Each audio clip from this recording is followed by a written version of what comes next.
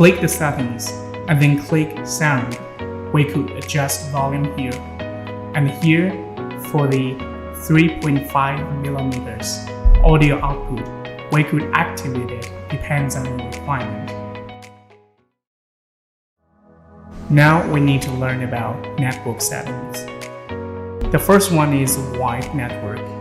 We can choose the automatic or manual. If we choose manual here, we can change IPv4, net mask, gateway, and DNS, and then EDIT. The next one we go back to wireless network. Here we activate W-line and choose the nets you want to connect. Now we go to hotspot. We can activate hotspot switch and the channel. In the channel list, we usually choose the automatic one. And the last one is Bluetooth. If it is activated, we can scan for available devices. In My Devices, Remote Connected. In Other Devices is a list of other devices.